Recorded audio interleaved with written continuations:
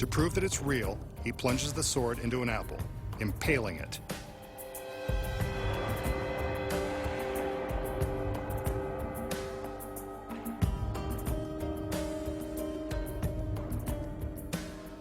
He slices the apple in two and offers half to his assistant. She doesn't seem amused. He tosses his half away, then hers. You can bet someone else cleans up the secret warehouse. A little more conjuring to get his girl in the mood.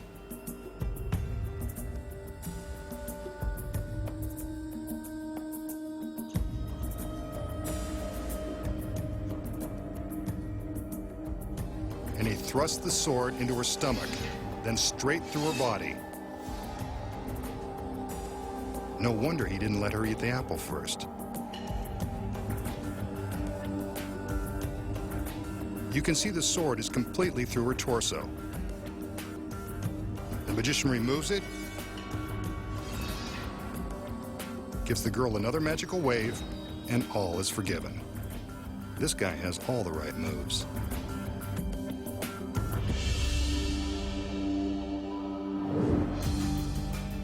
So how does the magician plunge the sword through the girl's body without killing her in cold blood? The first secret is in the sword. Actually, there are two of them. This one couldn't kill a fly. It's incredibly flexible. That's because it's made from two pieces of an ordinary tape measure that have been attached face to face.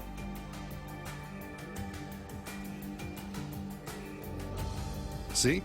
It bends at the slightest touch. So if it's that flexible, how did he impale the apple? That's where the second sword comes in. This one is solid. It's sharp and stiff. Very stiff, as his assistant is eager to prove. While our attention was focused on the sliced apple, his assistant was secretly pulling a switch. Here we can see her trading the real sword for the fake, flexible one. But how does the tape measure sword pass through the body of the girl? You guessed it, it doesn't. The secret is concealed by her costume. This trendy corset and sash combo isn't just making a bold fashion statement. It's hiding a flat metal tube that conforms to the girl's waist. From behind, you can see the back of the tube. To impale the girl, the magician inserts the end of the fake sword into the mouth of the tube. He pushes it into the tube, and it appears to pass through the girl. In reality, it's traveling through the tube, around her waist, and out the backside. Close examination reveals that the sword looks much shorter now than it did before entering the tube.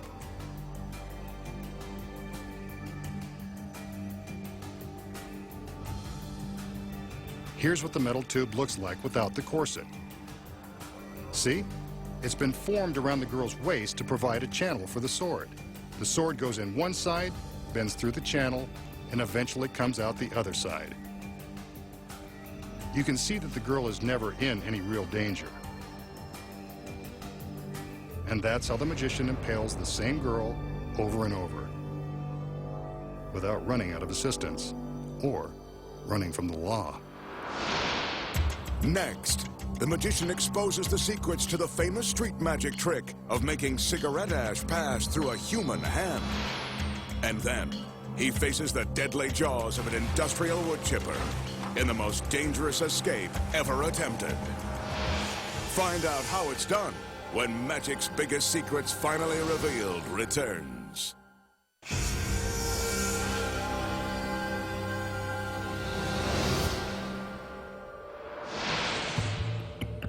Here's a trick that popular street magicians use to freak the minds of unsuspecting victims. The magician asks his volunteer to show that her hands are empty and clean on both sides. In this case, he's using his assistant, but she's not in on the trick. He asks her to hold her hands with her fingers outstretched. The magician then picks up an ashtray, takes some cigarette ash, and sprinkles it on the back of one of the girl's hands.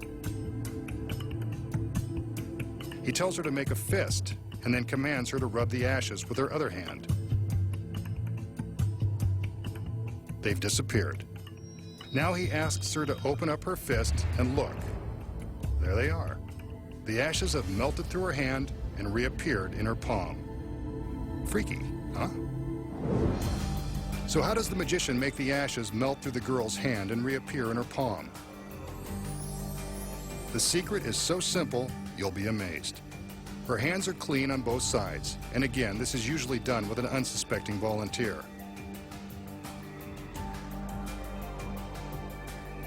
The magician shows the back of his hands, but not the front. That's because he secretly coated one of his fingers with ashes before the trick began. It's important to do this out of your volunteer's view. He's ready to begin. When he indicates for the girl to hold out her hand, he purposely holds his own hands low. She's guaranteed to mimic the move so he can naturally readjust them to where he wants. During this move, he transfers the ash from his finger to the palm of her hand. By doing it casually, she has no idea what he's just done. Now that her hands are at the right height, he simply sprinkles some ash on the back of one hand and tells her to concentrate as she rubs it in. Of course, she's actually just wiping it off. But by suggesting that she concentrate, he can easily convince her that it is melting into her hand. When she opens her palm, she has no idea how the ash really got there and assumes that he has somehow freaked her mind. An industrial wood chipper, capable of reducing whole trees to dust in a matter of seconds. Just imagine what it could do to a body. And here come the girls. No time to imagine what they can do. There's a dangerous escape coming up. Appropriately enough, the magician has a solid pine box in the shape of a coffin headed straight toward the wood chipper's 1,000 RPM blades. You can probably guess what he's got in mind. We know this guy is pretty twisted. Under no circumstances should you attempt anything you're about to see. Sure enough, he heads straight for the coffin. Let's hope he's not headed to an early grave. His assistants are all too eager to help seal him inside the pine box. Maybe he's not so easy to work for. The lid goes into place.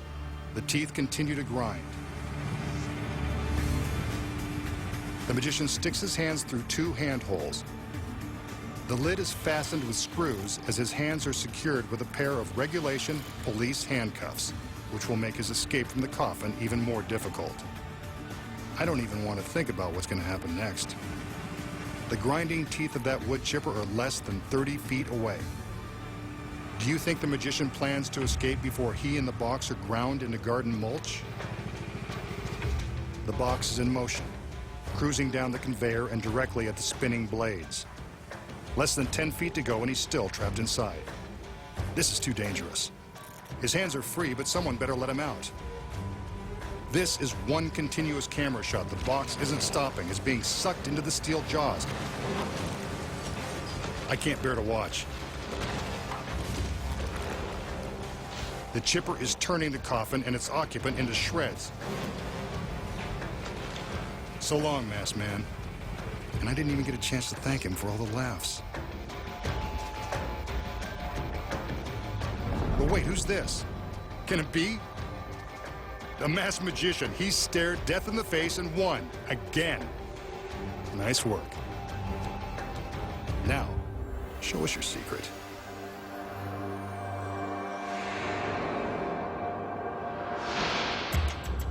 Next, the masked magician will reveal the incredible secret behind his death-defying escape from the pulverizing jaws of the wood chipper. When magic's biggest secrets finally revealed returns.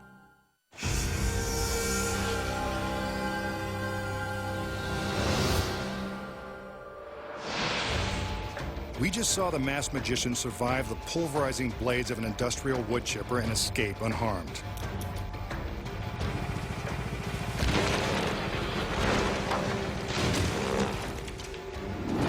Incredible. But now for the secrets. So how does the magician escape the coffin and the handcuffs before it's fed into the grinding blades of the 220 horsepower wood chipper? There's a secret, but this is still a very dangerous trick. Again, do not try this at home. Failure would result in a horrifying death. This is a real wood chipper, and the pine coffin is actually being reduced to tiny flakes of wood. But the masked magician knows he'll make it out in time.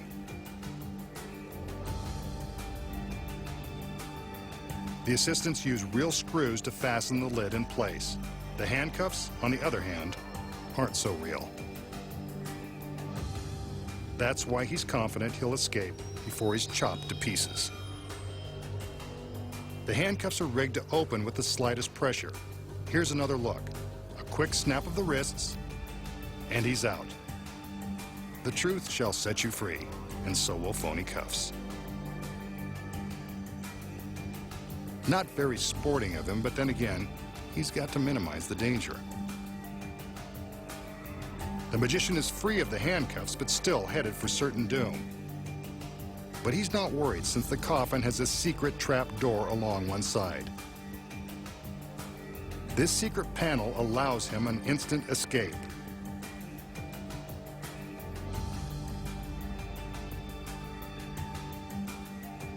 Once his hands are free, all he has to do is flip open the door and jump out of the box. A thick pad breaks his fall only seconds before the box is chewed to shreds.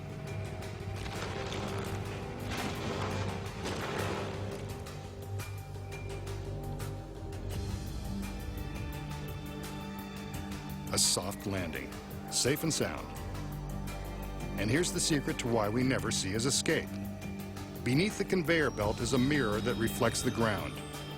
We never see anyone walk in front of the mirror like this, so the illusion is very convincing.